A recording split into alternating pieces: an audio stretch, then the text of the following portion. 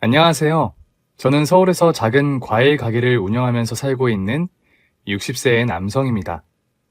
남들보다 많이 가진 건 없어도 대한민국의 성실한 자영업자라고 자부하면서 매일 열심히 살고 있습니다. 제 아버지는 가정 형편이 어려워 고등학교만 마치고 바로 공장에서 일을 시작하셨어요. 청계천에 있는 봉제 공장이었는데 말이 공장이지 직원이 10명도 채 안 되는 작은 규모였어요. 그런데 사장이 직원들 월급을 제대로 주지 않았다고 합니다. 요즘 경기가 개판이야. 나도 월급을 제때 주고 싶은데 수금이 돼야 돈을 줄 거 아니야. 자네들 힘든 거 아니까 조금만 더 참아. 툭하면 경기가 어렵다는 핑계를 대면서 두세 달을 기본으로 미뤘고 밀린 월급도 전부 주지 않고 조금씩 나눠서 줬습니다. 그러니 생활비를 벌어야 하는 아버지는 다른 일거리를 찾게 되었죠.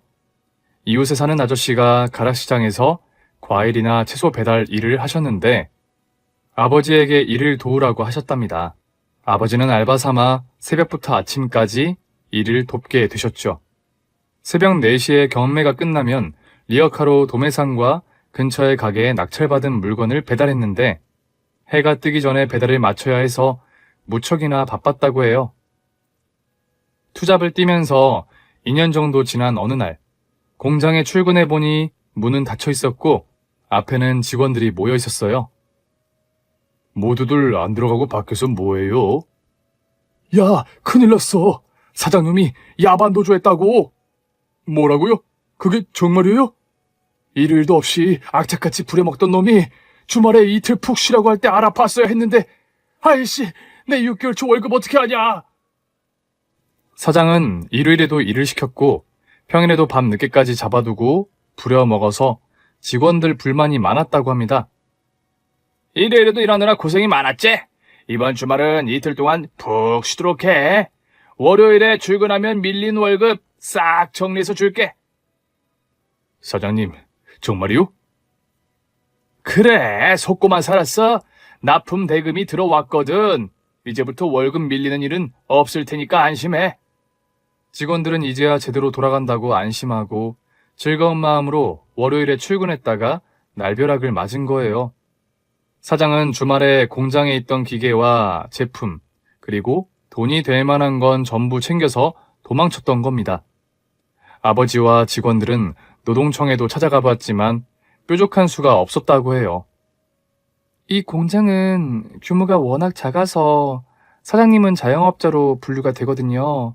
그래서 저희들이 나서서 밀린 급여를 받아들이기는 힘들 것 같아요. 사장의 행방을 수소문해봐도 찾을 수 없었고 아버지는 한 달 만에 포기해버렸죠. 그러자 배달 일하는 아저씨는 성실한 아버지에게 다른 직장 알아보지 말고 자기와 같이 일하자고 하셨다고 해요. 리어카 끄는 일이 보잘것없이 보이지만 벌이가 나름 쏠쏠해. 내가 뒤를 봐줄 테니까 열심히 해. 공장에서 뼈 빠지게 기계 돌리는 것보다는 나을 거야. 그때부터 아버지는 본격적으로 과일 배달 일을 시작하셨죠. 5년이 지나고 아저씨가 은퇴하면서 자기 거래처를 아버지에게 모두 넘기셨어요. 워낙이 성실한 아버지는 한눈 팔지 않고 돈을 모을 생각에 일만 하셨어요. 그리고 엄마를 만나 결혼하게 되셨죠.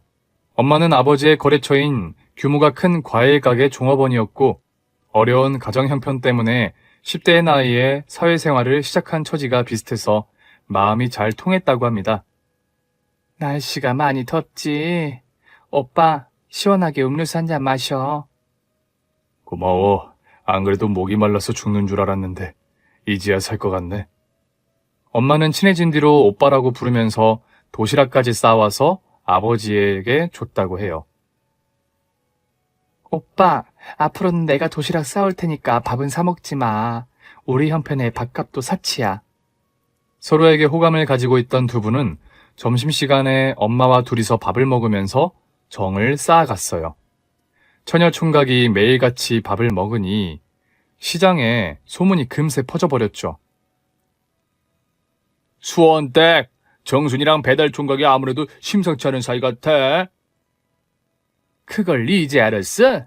내가 보니 아주 잘 어울리는 짝이야. 둘 다 성실하고 착하지. 부지런해. 정순이가 남자는 제대로 물었어. 아니야. 배달 총각이 땡 잡은 거야. 내가 태어나서 정순이 같은 짠순이는 처음 봤어. 게다가 알뜰하기만 해. 어쩌다 들린 뜨내기도 단골로 만들어버리는 타고난 장사꾼이야.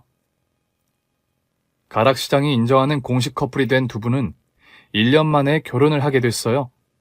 2년 뒤에 저를 낳고 두 분은 더 악착같이 일하면서 돈을 모으셨죠. 7년 동안 아끼고 절약한 끝에 작은 가게를 인수해서 운영하게 되었는데 거기에는 엄마의 내조가 한몫 단단히 했습니다. 제가 생각해도 엄마는 정말이지 생활력의 끝판왕이었어요. 시장에서 일하는 아줌마들이 되게 부지런하고 억척스러웠지만 엄마는 상상을 초월할 정도로 또순이었어요. 과일 가게를 시작한 뒤에는 손님들에게 평이 좋고 장사 수완이 뛰어난 엄마 덕분에 단골들이 금세 늘어나서 과일 가게는 2년 만에 확실하게 자리를 잡게 되었죠. 먹고 살 걱정도 없어지고 모든 게 술술 풀려갔는데 한 가지 문제가 있었습니다. 바로 귀가 얇아서 남들의 꼬임에 쉽게 넘어가고 지인들이 아쉬운 소리를 하면 거절을 못하는 마음이 약한 아버지 때문에 엄마와 늘 잔소리를 달고 사셨어요. 여보, 당신이 시장판 일수꾼이에요? 손 벌리는 사람마다 돈을 빌려주면 어떡해요? 우리 같이 장사하는 사람들은 늘상 급전이 필요한 법이잖아. 아쉬울 때 서로 도우면서 사는 게 당연한 거야. 그럼 빌려줬으면 제대로 받아오든가. 왜 돈 달란 말을 당당하게 못해요? 당신이 죄지었어요? 매일 얼굴 보는 처지에 야박하게 독촉을 하면 쓰나. 알아서 주겠지. 아이고, 내가 미쳐. 우리는 뭐 돈이 남아 돌아요? 답답해 정말.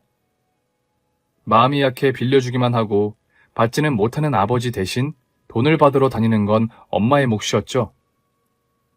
시장 상인들은 장사가 끝나면 친한 가게 사장들끼리 모여서 술판을 벌이면서 하루의 피로를 풀거나 푼돈을 걸고 화투를 치는 경우가 자주 있었습니다.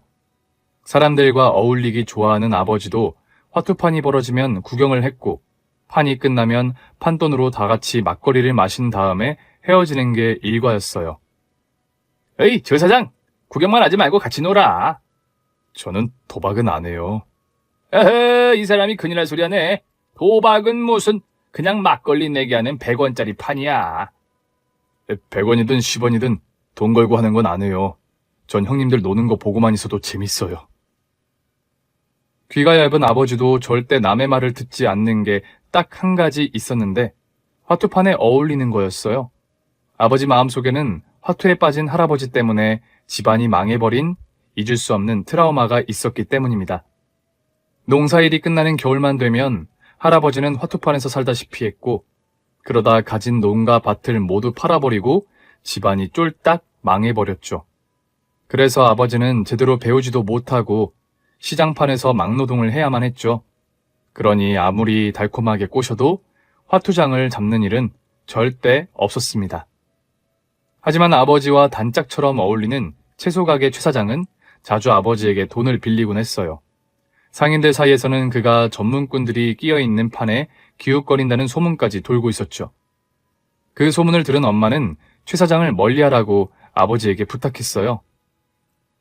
여보, 최 사장 조심해요.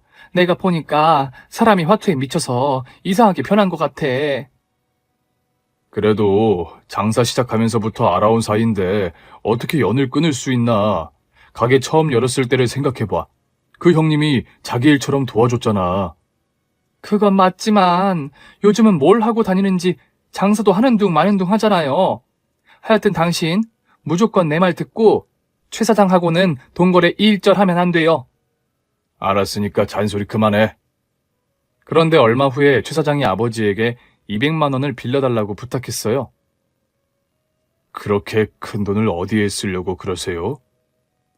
묻지 말고 내일 아침까지 확실히 줄 테니까 빌려줘. 급해서 그래. 어쩌나 저도 내일 물건 하려고 빼놓은 돈이 있기는 한데. 그럼 됐구만. 빨리 줘. 형님, 이 돈 없으면 내일 장사 공치니까 꼭 돌려줘야 합니다. 걱정 같은 건 하지도 마. 이자까지 쳐서 줄 테니까. 엄마가 알면 불벼락이 떨어지기에 최 사장은 몰래 아버지를 꼬드겨서 물건 값으로 챙겨놓은 돈을 빌려갔어요. 그런데 다음날 새벽 경매를 할 때 풀이 잔뜩 죽은 모습으로 시장에 나타난 최 사장은 어처구니 없는 말을 했어요. 주 사장, 미안해. 그 돈 다 날렸어. 네? 설마 그 돈으로 화투를... 아니죠? 최 사장은 아무 말도 하지 못하고 고개를 숙였고 아버지도 눈앞이 캄캄해졌죠. 아무리 고민해봐도 당장 500만 원이란 큰 돈을 구할 방법이 없어서 엄마에게 이실직고하듯 모든 걸 털어놓았습니다. 물건값은 엄마가 꽁쳐놓은 비상금으로 해결했고 아버지는 잘못을 저질러 선생님께 불려온 초등학생처럼 찍소리 못하고 엄마의 끝없는 잔소리를 들어야 했죠. 내가 뭐라고 했어요?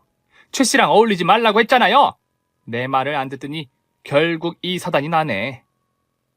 여보, 미안해. 이제 와서 미안하단 말이 무슨 소용이에요.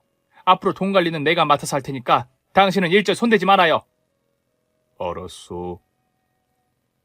얼마 후에 최 씨는 가게를 팔아버리고 시장에서 자취를 감춰버렸어요. 들리는 소문으로는 최 씨가 도박으로 진 빚이 1억이 넘는다고 했고 그 중에는 사채도 상당히 있었다고 했어요. 눈덩이처럼 빚이 불어나 감당이 안 되자 마지막으로 가게를 넘기고 사라진 거죠. 어릴 때는 몰랐지만 자라면서 제 성격은 아버지를 많이 닮아갔어요. 엄마는 마음이 약한 아버지의 성격을 물려받은 저를 걱정하셨죠.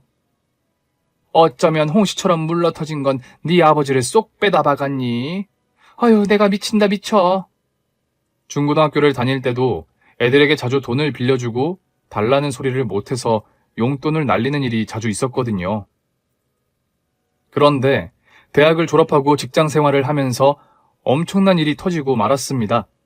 요즘은 부동산이나 펀드, 해외 투자 같이 여윳돈으로 자산을 불리는 방법이 수도 없이 많지만 제가 사회생활을 막 시작했을 때 직장인이 재산을 불리는 방법은 주식에 투자하는 것 외에는 없었어요. 물론 그때도 부동산은 돈을 불리는 데는 단연 최고였지만 그건 수십억, 수백억 자산을 가진 사람들에게 해당되는 말이었죠.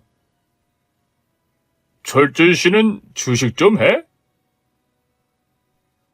네, 그냥 소액으로 유망한 종목들 조금씩 사뒀어요. 에이, 그래가지고 언제 부자 돼? 조막손으로 주식하는 거 아니야. 짧고 굵게 치고 빠지는 거야. 전 겁이 많아서 그렇게는 못하겠어요. 시작은 누구나 힘든 법이야. 내가 얼마 전에 땡땡 제약에 들어가서 10배 먹고 나왔어. 네? 10배요? 못 믿겠어? 좋아, 그럼 보여주지. 저와 친해진 선임 대리는 동료들 사이에서는 주식의 신으로 통하고 있었어요. 믿거나 말거나지만 그가 추천하는 종목에 넣으면 거의 수익이 났다고 했죠. 야, 장대리가 하는 말 뻥 아니야. 나도 얼마 전에 술 한잔 사주고 종목 추천받아서 30% 먹었어. 장대리가 술김에 그러는데 주식으로 아파트를 2채나 샀대. 우와, 그러면 회사는 왜 다닌대? 전업으로 투자해도 될 텐데. 나도 몰라. 자기 말로는 그냥 심심풀이로 다니는 거래. 아유, 누구나 한 가지 재주는 타고난다는데 나는 이게 뭐냐? 처음엔 장대리의 말을 안 믿었는데 주위에서 들리는 장대리에 대한 평이 좋았고 시험 삼아 그의 조언대로 투자를 했는데 바로 수익이 났어요. 그 전까지 시퍼렇게 멍들어 있다가 제가 사니까 바로 빨간불이 들어왔고 수익으로 이어졌죠. 자, 어때? 이래도 못 믿겠어? 아니요, 믿어요, 대리님. 다음에는 뭘 살까요? 한번 돈맛을 보자. 그가 시키는 대로 투자하면서 점점 주식에 빠지게 되었죠. 철준씨, 따끈따끈한 속보야. 이번엔 땡땡홀딩스야. 정말 틀림없는 거죠? 나만 믿어. 그리고 인생 뭐 있어? 못 먹어도 고. 앞만 보고 직진. 그게 인생이라고. 최소한 20배는 뛸 거란 말에 제 간은 바람이 들어간 풍선처럼 커졌고 눈에 보이는 게 없었습니다. 집이라도 있었다면 당장 팔아치웠을 거예요. 가지고 있던 돈을 전부 털어넣고 친구들에게 빌리고 증권사 대출까지 받아서 3억 원을 몰빵을 했어요. 그리고 며칠간 가슴 졸이면서 기다렸지만 차트는 아무 변화가 없었어요. 그러다 보름 만에 기적 같은 일이 벌어졌어요. 장이 시작하자마자 갑자기 치솟기 시작하더니 대번에 상한가를 찍는 겁니다. 그리고 다음 날도 상한가를 기록하자 저는 그만 정신줄을 놓아버리고 해서는 안 되는 짓을 저질러 버렸어요. 더 큰 돈을 벌겠다는 욕심에 눈이 멀어 사채를 끌어와 투자를 했던 거예요. 그런데 잘 나가던 그 종목은 보름 만에 브레이크가 걸리더니 갑자기 곤두박질을 치기 시작했어요. 투자 금액이 크니 손실도 어마어마하게 늘어나서 며칠 망설이는 사이에 팔지도 못할 지경이 되고 말았어요. 나중에 알고 보니 작전 종목이었어요. 소위 말하는 세력들이 주가 조작으로 흔들다가 저 같은 개미를 털어먹었던 겁니다. 야, 너 뭐하고 있어? 지금이라도 당장 팔고 나와. 조금만 더 기다려보고. 손실이 너무 크단 말이야. 야, 이 자식아! 주식담보대출이 억이 넘어간다면서. 이러고 넋놓고 있다간 네 계좌 깡통된다고. 며칠만 더 상황 보자. 이러다 올라가겠지. 소문 못 들었어? 죽은 자식 뭐 만지기야. 끝장난 종목이란 거 몰라? 정신 차려 임마. 너 진짜 한강 가는 수가 있다. 동기는 당장 손절하라고 난리를 쳤지만 전 결정을 못하고 있다가 결국 모든 게 끝나버리고 말았죠. 가진 돈을 전부 날리고 사채업자들의 집요한 빚 독촉에 시달리는 비참한 신세가 되었네요. 조철준 씨, 이렇게 비협조적으로 나올 거야. 내 전화도 안 받고 당신 지금 한번 해보자 이거야? 말로만 하니까 내가 우스워. 황 몇 군데 분질러 줄까? 회사까지 찾아온 사채업자는 다른 직원들이 보는 앞에서 소리를 지르면서 윽박질렀어요. 제가 빌면서 사정을 해도 소용이 없었죠. 소문이 돌아서 도저히 회사를 다닐 수가 없었습니다. 결국 30도 안 된 나이에 회사를 그만두고 퇴직금으로 급한 빚을 갚아야 했죠. 철준 씨, 내 원망은 하지 마. 난 추천만 했을 뿐이야. 마냥 올라가기만 하는 주식도 없고 마냥 떨어지기만 하는 주식도 없어. 빠질 때는 미련 없이 나와야 하는데 욕심이 발목을 잡거든. 욕심에 눈이 먼 사람들에게 주식은 개미지옥이야. 아무리 발버둥 쳐도 절대 빠져나올 수가 없어. 그래서 아마 개인 투자자를 개미라고 하는 것 같아. 결국은 지옥에 끌려 들어가서 끔찍한 최후를 만든 개미. 비싼 대가 치르고 세상이 얼마나 무섭고 냉정한지 알았으니까 앞으로는 정신 똑바로 차리고 살아. 회사를 떠나던 날 장대리가 얼음처럼 차가운 표정으로 해준 충고였죠. 제가 회사까지 그만뒀다는 걸 안 엄마는 할 말을 잃고 한동안 멍하니 한숨만 쉬더니 가방을 하나 주셨어요. 열어보니 그 안에는 10,000원짜리 현찰이 잔뜩 들어있는 겁니다. 전 놀라서 입이 딱 벌어졌죠. 엄마, 이게 웬 돈이래? 처녀 시절부터 평생 모은 비상금이야. 네 아버지 모르게 모으느라 힘들었어. 여보, 아무리 비상금이라도 남편까지 모르게 하는 건 너무하잖아. 당신이 알았으면 다른 사람들한테 다 퍼주고 남는 게 있겠어요? 그건 그렇지. 사람은 빚지고 못 사는 법이다. 이걸로 남은 빚 갚아. 그리고 다른 직장 알아보지 말고 이제부터 과일 가게는 네가 맡아서 운영해. 과일 가게 일은 저도 웬만큼은 알고 있었습니다. 고등학교와 대학을 다닐 때 틈나는 대로 일을 거들어들였거든요. 제가 대학과 직장 생활을 하는 동안 과일 가게는 규모가 제법 커져 있었어요. 옆 가게를 인수해서 확장했고 소매상뿐만 아니라 전국에 흩어져 있는 손님들에게 인터넷으로 주문을 받고 택배를 직접 해주는 서비스도 얼마 전부터 시작해서 매출이 많이 올랐죠. 가게에는 종업원이 3명 있었고 그중 1명은 젊은 여성이었는데 이름이 성애였어요. 사장님, 우리 가게도 인터넷을 이용해서 홍보도 하고 과일을 팔면 어떨까요? 인터넷? 들어보기는 했지만 그걸 이용하는 사람들이 있을까? 아직은 생소한데 곧 인터넷이 대세가 될 거예요. 그러니 미리 준비해야죠. 제가 한번 온라인 홍보를 알아볼게요. 그때가 인터넷이 본격적으로 발전하기 시작하는 시기였어요. 느려 터진 전화 모뎀이 사라지고 인터넷 전용선이란 개념이 생기면서 인터넷 열풍이 불기 시작했고 성인은 인터넷으로 주문을 받고 팔자는 낯선 아이디어를 냈던 겁니다. 아직 인터넷 카페나 블로그가 없던 시절에 포털 사이트를 통해 홍보를 하고 주문을 받는 방법을 생각했던 거죠.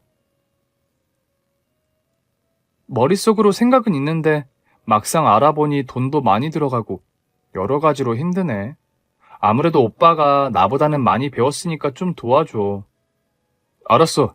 내가 인터넷 개통 회사에서 근무하는 친구들 통해서 온라인 홍보하는 방법을 한번 찾아볼게. 고마워, 오빠. 성혜는 엄마 친구의 딸이었습니다. 어려서 아버지가 먼저 돌아가시고 엄마 친구분이 혼자 키웠는데 몇 년 전에 친구분이 암으로 수술을 받고 일을 하기 힘든 상황이 되자 엄마가 가게로 나와서 일하라고 하셨던 겁니다. 어려서부터 봐서 넌 내가 잘 아는데 머리가 잘 돌아가고 빠릿빠릿하니 장사꾼 체질이다. 딴 데서 알바하는 것보다는 후하게 쳐줄 테니까 열심히 해봐. 성혜는 성실하고 착해서 엄마가 무척이나 예뻐했어요. 성혜는 저보다 2살 어려서 가끔씩 마주치면 오빠라고 부르면서 수줍게 인사를 하는 귀엽고 예쁜 동생이었습니다. 명색이 제가 사장이 되었지만 성혜와 저의 관계는 변한 것이 없었죠. 오빠, 이제부터 사장님이라고 불러야 되겠죠? 사장님은 무슨, 어색하게 왜 이래. 그냥 계속 오빠라고 불러. 그게 싫으면, 여보라고 하든지. 뭐? 어머, 미쳤나봐. 오빠 더위 먹었어? 왜 헛소리를 해? 성혜는 얼굴이 빨개져서 돌아섰는데 그 모습이 너무 깜찍하고 귀여웠습니다. 성혜 말이야. 언제까지 그냥 쳐다보기만 할 거니? 갑자기 무슨 소리야? 내가 나왔는데 네 속을 모를 것 같아? 부를 때야 밥이 된다. 마음은 서로 통한 것 같으니 불만 지펴. 그러면 끝나. 엄마가 보기에도 성혜가 며느리감으로 빠질 데가 없지? 그럼 너보다는 100배는 나을걸? 에이, 그건 아니지. 아무리 성혜가 마음에 들어도 아들보다 낫다는 건 오버야. 주식에 빠져서 하마터면 집안 말아먹을 뻔한 놈이 무슨 할 말이 있다고 큰 소리야? 너같이 귀가 얇은 애 옆에는 성혜처럼 야무진 애가 있어야 돼. 잔말 말고 얼른 들이대. 제가 성혜에게 마음이 있다는 걸 눈치채고 있던 엄마는 저녁을 먹으면서 이것저것 재지 말고 성혜와 결혼하라고 하셨어요. 그만한 애도 없어. 너도 30을 넘겼으니 시간 질질 끌다가 놓치지 말고 콱 붙잡아. 저도 성혜 눈치만 보면서 고백할 시기를 저울질하고 있던 터라 용기를 해서 다가갔고 성혜는 수줍은 미소로 받아주었죠. 성혜야, 철준이가 허우대는 멀쩡해도 남의 말에 속절없이 휘둘리는 거 너도 알지? 남자는 여자 하기 나름이다. 나는 그저 너만 믿어. 어머님 걱정 마세요. 오빠는 제가 꽉 쥐고 살 테니까요. 뭐? 결혼하자마자 나를 아내 앞에서 기도 못 펴는 공처가로 만들 작정이야? 다른 집안은 몰라도 우리 집은 여자가 남자를 쥐고 살아야 편안해. 당신도 그렇게 생각하죠? 참, 왜 불똥이 나한테 쥐나? 아버지는 헛기침을 하면서 딴전을 피우셨어요. 결혼을 하고 2년 뒤에 아들을 다시 2년 뒤에 딸을 차례로 얻고 나니 세상 부러운 게 없었습니다. 장사도 순풍에 돛을 단듯이 무난해서 돈도 제법 모으게 되었죠. 아들이 초등학교를 졸업할 무렵에 아버지가 먼저 세상을 떠나셨고 아들이 중학교를 졸업할 무렵에 엄마마저 세상을 떠나고 마셨습니다. 아버지만 보면 늘 잔소리를 퍼부어대던 엄마였지만 먼저 떠나보내고 나니 마음이 허전해지셨는지 기력이 예전같이 않으셔서 가게에도 전혀 나오지 못하시다 중풍이 오셔서 1년 넘게 고생하시다 돌아가셨어요. 부모님을 모두 보내드리고 아들과 딸 그리고 아내는 제가 책임져야 한다고 생각하니 책임감 때문에 어깨가 무거워졌어요. 그래서 더 열심히 살았고 제 곁에는 언제나 동업자인 아내가 있었어요. 저희들은 하루 종일 붙어 있었습니다. 그러다 문득 너무 앞만 보고 달려왔다는 생각이 들었고 한 번쯤은 멈춰서 쉬어가는 여유가 필요하다고 느꼈어요. 당신 지금 뭐라고 했어? 일주일 동안 가족여행을 가자고 한 거야? 그래, 이번 추석 연휴가 길잖아. 주말까지 끼워서 일주일 동안 시간 내서 전국을 한 바퀴 돌고 오자. 정신 나갔네. 그동안 우리 명절 연휴에도 하루만 쉬고 계속 문 열고 장사했잖아. 우리한테 명절은 휴일이 아니라 대목이란 거 몰라? 일주일이나 문 닫았다가 단골들 다 떨어지면 어떡해? 여행을 가자고 하면 좋아서 날뛸 줄 알았던 아내는 걱정부터 했어요. 이제 우리도 남들처럼 여유 좀 찾으면서 살자. 쉴 때는 쉬어야지. 지금까지 1년 12달 하루라도 제대로 쉰 적이 있어? 애들도 커가는데 가족여행 한 번 간 적이 없다는 게 말이 안 돼.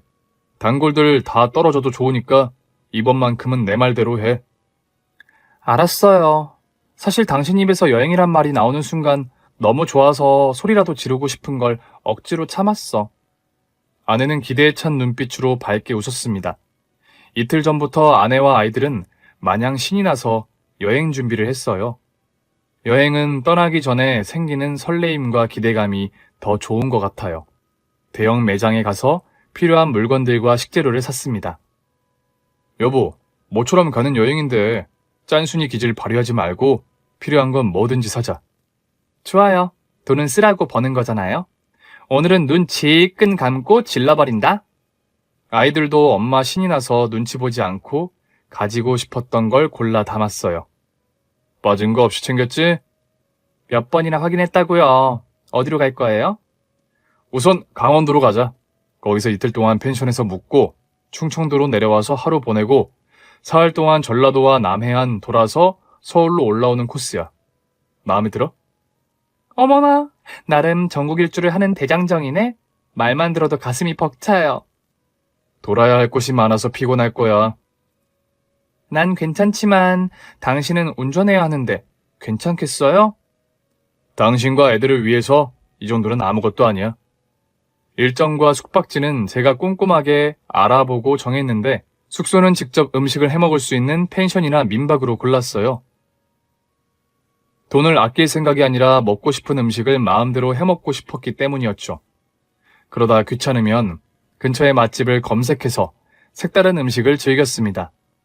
밤이 되면 내 가족이 둘러앉아서 모닥불을 피워놓고 게임도 하고 고기도 구워 먹으면서 정말 재미있는 시간을 보냈어요. 며칠이 지나고 남해안의 민박집에서 아내와 같이 마당에 앉아서 밤하늘을 보고 있을 때 아내가 제 어깨에 머리를 기대왔어요. 세상에, 저 별들 좀 봐요. 우리들한테 쏟아져 내릴 것 같고 너무 예뻐요. 은은하게 들리는 파도 소리도 아주 좋아. 역시 돈도 좋지만 사랑하는 가족과 함께 맛있는 것도 먹고 좋은 것도 보면서 사는 게 정말 행복하고 좋은 거야. 맞아요. 여보, 고마워요. 그리고 사랑해요. 나도 당신만 평생 사랑해. 저는 세상 누구보다 행복한 표정으로 제게 기댄 아내를 살며시 안아주었죠. 그 뒤로 저희 가족은 아무리 일이 바빠도 한 달에 한 번은 꼭 가까운 곳으로 여행을 다니면서 인생을 즐기면서 살았습니다. 하지만 꿈결 같던 행복은 2년 만에 저를 덮친 상상도 못했던 끔찍한 일 때문에 산산조각이 나고 말았어요. 여보, 무슨 전화예요? 한 기사가 열흘 정도 배달을 못할 것 같다고 하네. 어머님이 돌아가셨대. 그럼 어떻게 하죠? 몇 달 일을 쉬는 거라면 다른 사람을 찾겠지만 열흘 정도는 내가 대타 뛰어야지 뭐. 소매상과 과일과 채소를 배달해주는 기사가 모친상을 당해 일을 쉬게 되어서 제가 직접 배달을 하게 되었죠. 그럼 나도 같이 다닐게요. 당신 혼자 운전하고 배달하려면 시간이 많이 걸리잖아요. 굳이 당신까지 나설 필요가 있겠어? 그냥 가게에 있어. 가게는 종업원이 둘이나 있잖아요. 나랑 같이 다니면서 빨리 해치워요. 알았어. 역시 내 생각해주는 사람은 당신뿐이야. 저희 부부는 새벽에 경매가 끝나면 받아온 물건을 정리하고 분류해서 트럭에 싣고 주로 재래시장 안에 있는 소매상들을 돌기 시작했어요. 미리 맵을 보고 확인해도 좁은 시장 안에 흩어져 있는 가게들을 일일이 찾아다니는 건 쉽지 않아서 시간이 제법 걸렸지만 며칠 지나자 익숙해졌어요. 그날도 물건을 싣고 재래시장 앞에 트럭을 세웠습니다. 그런데 피곤해 지친 아내가 곤히 자고 있었습니다. 원래는 아내와 같이 카트에 상자들을 싣고 구역을 나눠서 돌았지만 세상 모르고 골아떨어진 아내를 깨울 수가 없어서 조용히 내려서 과일 상자들을 카트에 싣고 시장 안으로 들어갔습니다. 시장 안을 바쁘게 다니면서 배달을 하고 있는데 누군가 소리를 지르면서 제게 달려왔어요. 조사장! 큰일 났어! 차가 미끄러졌다고! 저는 무슨 말인지 이해가 되지 않았죠. 이 사람아, 당장 가봐! 트럭이 혼자 도로 밑으로 가버렸단 말이야! 정신없이 달려가 보니 큰 도로가에 사람들이 모여서 옹성거리고 있었고 제 트럭은 뒤집어진 채로 도로 한가운데에 누워 있었죠. 기가 막혀 말이 나오지 않았어요. 아이고, 이게 무슨 일이야? 내리막에서 브레이크가 풀린 거야. 이러고 있으면 어떡해? 차 안에 사람이 있잖아. 빨리 구해야지. 누군가 소리를 쳤고 아내가 생각이 나자 미친 사람처럼 차로 달려갔어요. 깨진 유리창 안에 피투성이가 된 아내의 모습이 보였습니다. 여보! 정신 차려! 내가 꺼내줄게! 조금만 기다려! 소리를 지르며 죽을 힘을 다해 차 문을 열려고 애를 쓰고 있을 때 누군가 신고를 했는지 구급차가 왔습니다. 배달을 빨리 마쳐야 한다는 급한 마음에 비탈길에 주차를 한 게 화근이었죠. 사이드 브레이크를 제대로 채우지 않고 급히 내렸던 겁니다. 그래서 시간이 지나자 무게를 견디지 못하고 브레이크가 풀렸고 차는 서서히 내리막길을 미끄러져 큰 도로로 혼자 내려가 버렸던 겁니다. 내리막을 내려가면서 가속도가 붙은 트럭은 무서운 속도로 왕복 8차선 도로에 뛰어들었고 마침 지나가던 대형 트럭과 충돌하고 뒤집어져 버렸던 거예요. 깊이 잠이 든 아내는 아무것도 모르고 있다가 트럭이 대형 트럭과 부딪혔을 때 아마 정신이 들었을 겁니다. 하지만 이미 빠져나오기는 늦었던 거죠. 병원 응급실에 도착했을 때 아내는 이 세상 사람이 아니었습니다. 장례식장에서 아내의 영정사진을 보고 있으니 눈물만 흘렀고 역시 나간 사람처럼 초점이 없는 눈으로 멍하니 앉아 있었죠. 주사장, 애들을 생각해서라도 기운내. 자네가 이러고 있으면 어떡하나? 그래요. 엄마 없는 일영이랑 선영이가 누구를 의지하겠어요. 힘든 거 알지만 뭐라도 먹고 힘내요. 정신도 없고 경황도 없는 저를 대신해서 시장 상인들이 모두 나서서 아내의 장례식 준비를 해줬고 아줌마들은 어이없이 엄마를 떠나보내고 울고 있는 불쌍한 아들과 딸을 달래고 보듬어줬어요. 장례 마지막 날 발인을 할 때 동료 상인들은 참았던 비통한 울음을 터뜨리면서 눈물바다가 되고 말았죠. 저는 살아갈 힘을 모두 잃어버리고 말았습니다. 아내가 없이 산다는 건 도저히 상상할 수 없는 일이었죠. 결혼 후 지금까지 한시도 떨어져 본 적이 없었으니 밀려드는 외로움을 견딜 수 없었거든요. 아이들을 데리고 텅 빈 집에 돌아오자 탈진을 하듯 쓰러지고 말았습니다.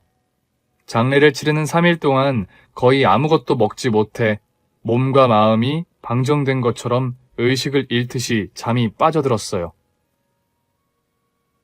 여보, 그만 일어나요. 식사하고 가게 나가야죠, 여보. 아주 멀리서 누군가 저를 부르는 소리가 들렸고 따뜻한 손이 제 몸을 흔들었어요. 아내의 목소리를 듣자 정신이 번쩍 들었습니다.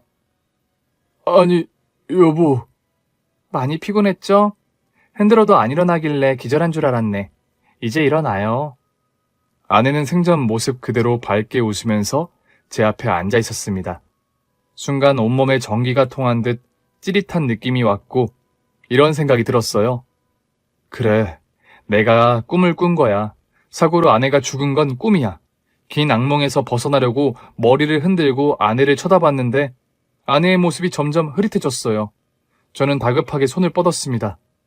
여보, 어디 가는 거야? 여보, 가지 마! 하지만 아내는 연기처럼 호련히 사라지고 말았습니다. 역시 꿈이 아니었어.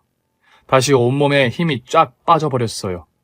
그때 방문이 조용히 열리더니 아들이 들어왔습니다. 아빠, 계속 잘 거야? 내가 얼마나 누워있었니? 집에 온 뒤로 줄곧 누워만 있었으니 하루가 넘었어. 내가 찌개 끓이고 밥 했으니까 조금이라도 먹어. 생각 없다. 아빠마저 이러면 나는 어쩌란 말이야. 미안하다. 지금은 몸이 말을 듣지를 않아.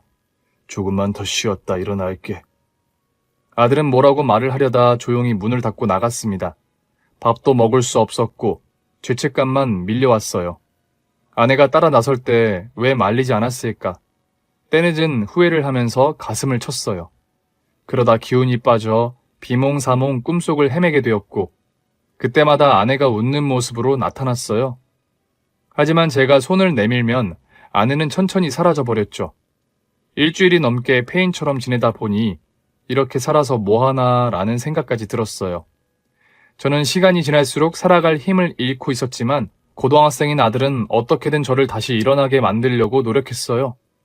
제가 툭툭 털고 아무 일 없다는 듯이 방에서 나오기를 기다리던 아들이 더 이상 기다리지 못하고 딸과 함께 들어와 저를 일으켰어요. 아빠, 계속 이러다간 큰일 날 것 같아. 거울 한번 봐. 아빠 지금 사람의 몰골이 아니야. 고개를 돌려 벽에 걸린 거울을 봤고 너무 참담한 제 모습을 보고 흠칫 놀라고 말았어요. 수염이 자라고 살이 빠진 건 둘째치고 눈빛과 얼굴이 너무 낯설었어요. 생기라곤 찾아볼 수 없는 흐릿한 눈은 살아있는 사람의 눈빛이 아니었습니다. 몸에 소름이 쫙 끼쳤고 겁이 덜컥 났고 아들이 꿇어앉아서 제 손을 잡았어요. 아빠, 혹시 해서는 안 되는 생각하는 거 아니지? 내가 잘할게. 선영이랑 나를 생각해서라도 아빠가 기운을 차려야 돼. 엄마도 없는데 아빠까지 이러면 내가 너무 힘들어. 제발 일어나. 부탁이야.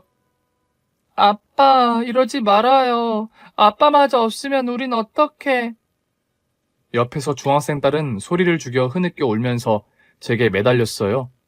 그동안 감정을 다스리지 못하고 혼자만의 생각에 갇혀서 애들에게 정말 못할 짓을 했다는 생각이 들었습니다. 그러자 주체할 수 없이 눈물이 흘렀고 울컥해졌어요.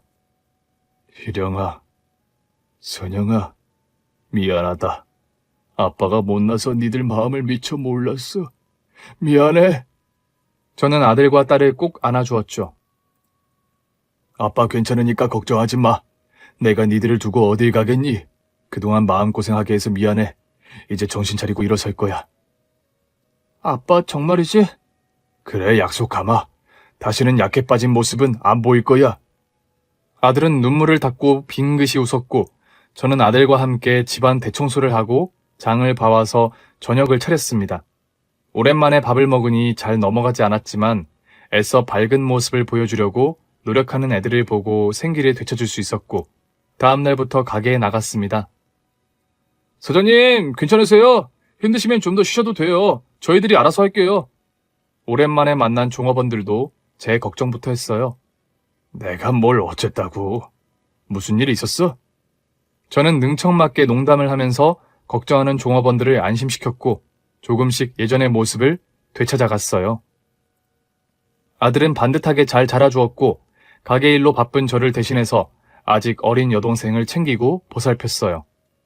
그러다 대학에 들어가 2학년이 되자 대한민국 남자로서 의무를 다하게 되었죠. 엄마, 나 군대가 휴가 받으면 올 테니까 그때까지 편하게 쉬고 있어. 아들은 아내가 잠들어 있는 납골당을 찾아가 작별 인사를 하고 입대를 했습니다. 신병 훈련을 마친 아들이 전화를 했습니다. 아빠, 나 땡땡 부대에서 근무하게 됐어. 거기는 최전방 아니냐? 아유, 어쩌다 그런 험한 데 떨어졌다니. 군대는 어디나 마찬가지야. 어차피 군대 생활 편하게 할 생각은 없었어. 무조건 몸 조심해야 한다. 알았지?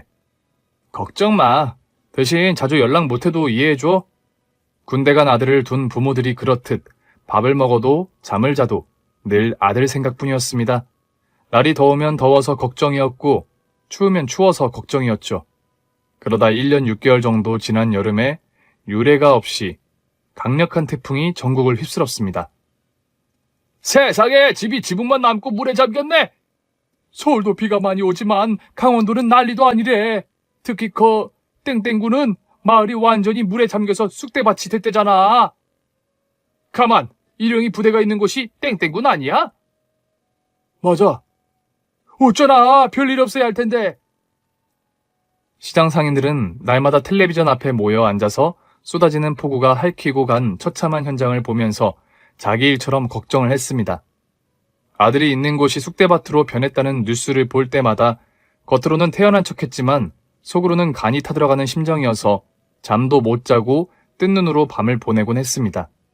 매일같이 아들이 무사하기만을 기도하면서 초조한 마음으로 지내고 있었는데 어느 날 아들의 부대에서 전화가 왔습니다.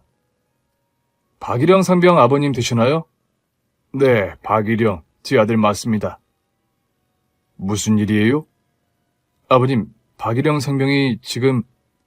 흥분한 목소리로 전화를 건 사람은 자신이 선임하사라고 했는데 차마 말을 잇지 못했어요. 지금 국군 수도병원에... 그 병원이란 말을 듣는 순간 눈앞이 캄캄해지면서 다리에 힘이 풀려 주저앉고 말았습니다. 여보세요? 아버님, 여보세요? 당직 사관이 뭐라고 말을 했지만 아무것도 들리지 않았고 겨우 일어나 미친 듯이 국군 수도병원으로 달려갔습니다. 설마 아들이 아닐 거야. 아니야. 아들이 잘못됐을지도 모른다는 불길한 느낌을 애써 털어내며 아들이 무사하기만을 간절히 바라면서 병원에 도착했고 떨리는 마음으로 병실로 들어갔습니다. 아빠, 나 여기 있어. 일영아, 너 괜찮은 거야? 괜찮아. 걱정했구나. 도착해보니 아들은 멀쩡하게 앉아서 웃고 있었습니다.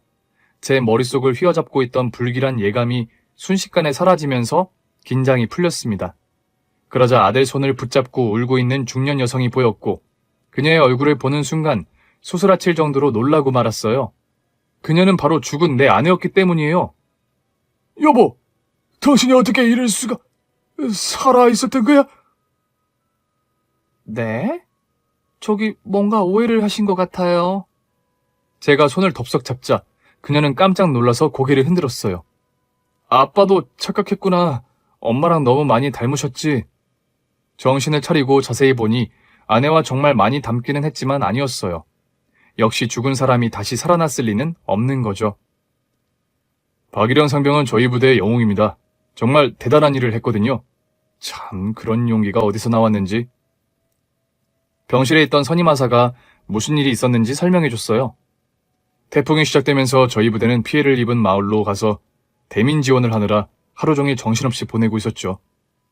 다리가 떠내려간 마을로 가서 복구 작업을 하고 있었는데 저 위에서 여자분이 급류에 휩쓸려 속절없이 떠내려왔어요. 물에 잠겼다 나왔다 반복하면서 탈진 직전이었거든요.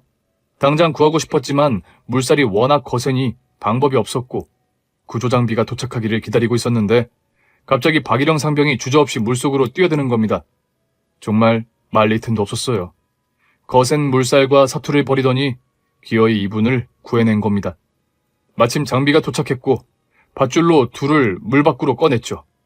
그런데 박일영 상병은 이분을 보더니 엄마 정신 차려라는 말을 하고는 의식을 잃었어요. 당직 사관이 늘어놓는 무용담을 들으며 수줍게 웃던 아들이 입을 열었습니다. 물 밖으로 나온 얼굴을 보는 순간 엄마라는 생각이 드는 거야.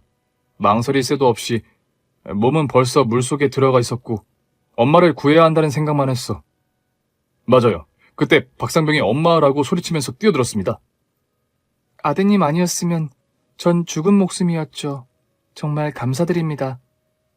그녀는 생명의 은인인 아들에게 몇 번이나 고개를 숙여서 인사를 했어요. 계속 살펴봐도 아내가 환생했다는 생각이 들 정도로 닮았고 나이까지 비슷했어요. 제가 아내분과 그렇게 많이 닮았나요? 저는 지갑에 가지고 있던 아내 사진을 보여줬어요. 어머나, 세상에, 제 사진인 줄 알았네요. 아내 사진을 본 그녀도 깜짝 놀라 눈이 커졌어요. 정말 기묘한 인연이라는 생각을 했고 그녀는 어쩌다 물에 빠지게 됐는지 말해줬습니다. 가진 거 없는 농사꾼 부모님 밑에서 자라서 어릴 때부터 농사일을 했어요. 그러다 친척분 소개로 결혼을 했죠. 아들을 하나 낳고 가진 건 없지만 잘 살았는데 남편이 다른 여자를 만나기 시작했어요. 그러다 아들을 데리고 그 여자에게 가버렸어요. 그게 벌써 20년 전이네요. 그 뒤로 혼자 살면서 품삯을 받고 이웃들 농사일을 거들어주면서 입에 풀칠하면서 살았죠. 비가 많이 와서 뚝이 무너진 밭을 고치고 있었는데 제 집이 잠겼다는 말을 듣고 급히 집으로 달려가는 길이었어요. 다리는 이미 끊어져 버렸지만 헤엄쳐서 건널 수 있다는 생각에 들어갔어요. 그런데 도저히 사람의 힘으로 감당할 수 있는 물살이 아니었죠. 물을 먹으면서 꼼짝없이 죽는구나라고 생각했어요. 집이 잠겨버렸으니 당장 지낼 곳도 없는데 어떻게 하실 생각이에요? 그저 막막하기만 하네요. 그렇지만 뭐 저 같은 사람이 한둘이 아니잖아요. 그럼 아예 서울로 올라오는 건 어때요? 제가 당장 지낼 방은 구해드릴 테니까 천천히 일자리를 알아보시는 게 좋을 것 같아요. 아유, 생명을 구해주신 것도 감사한데 또 신세를 질 수는 없어요. 그녀는 한사코 거절했지만 바람난 남편에게 버림받고 혼자 사는 딱한 처지를 모른 척할 수 없었습니다. 몇 번을 설득해서 강원도를 떠나서 서울로 올라와서 살 수 있도록 방을 구해줬어요. 당장 마땅한 일자리가 없을 거예요. 우선 제 가게에서 일하도록 해요. 과분한 은혜를 베풀어 주시니 뭐라고 감사해야 할지 모르겠네요. 열심히 일해서 보답하겠습니다. 같이 일하면서 그녀와 정이 들게 됐죠. 지내면서 보니 외모뿐만 아니라 꼼꼼하고 야무지 성격까지 아내와 닮은 데가 너무 많았습니다. 우리 같이 지낸 지 5년이 넘었잖아. 솔직하게 말할게. 우리 합치는 게 어때? 당신 생각이 그렇다면 전 좋아요. 그녀는 수줍게 웃으면서 동거 제안을 받아들였습니다. 군대를 제대하고 직장 생활을 시작한 아들은 저를 이해해 줄 거라고 믿었지만 다 큰 딸은 난데없이 등장한 아버지의 동거녀를 어떻게 생각할지 걱정되었죠. 물론 딸도 그녀를 잘 알고 있었지만 새엄마로 받아들이는 건 별개의 문제였던 거예요. 그런데 딸은 뜻밖의 반응을 보였습니다. 앞으로 제가 결혼하면 혼자 계실 아버지 생각에 마음이 쓰였는데 너무 감사해요. 우리 아빠 잘 부탁드려요. 저도 좋은 딸이 되도록 노력할 테니까 귀엽게 봐주세요. 이러면서 생글생글 웃는 겁니다. 제대를 한 아들은 대학을 졸업하고 직장을 구하자 결혼을 약속한 여성을 집으로 데리고 왔습니다. 그때 아들은 놀라 자빠질 폭탄 선언을 했어요. 아빠, 우리 결혼식 올릴 때 아버지와 새엄마도 같이 재혼식 올리는 거 어때? 뭐? 아버지와 아들이 나란히 서서 식을 올리자는 거냐? 네, 맞아요, 아버님. 그렇게 하세요. 아무리 재혼이라도 식도 올리지 않는 건 여자에게 불행이에요. 아들과 예비 며느리의 당돌한 제안이 난감한 건 아내도 마찬가지였어요.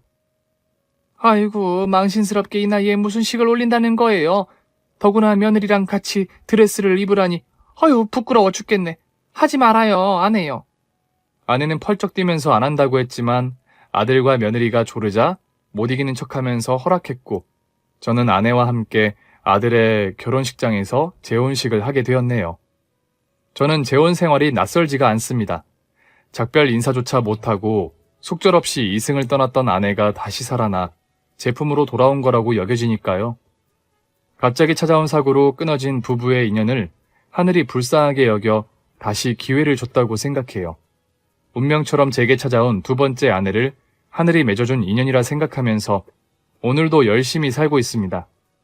여러분들의 가정에도 행복이 가득하기를 진심으로 바라면서 제 사연을 마치겠습니다. 감사합니다. 오늘 준비한 사연은 여기까지입니다. 재미있게 들으셨다면 구독과 좋아요, 알림 설정까지 눌러주세요. 그럼 저는 다음 사연으로 찾아뵐게요. 오늘도 건강하고 행복하세요.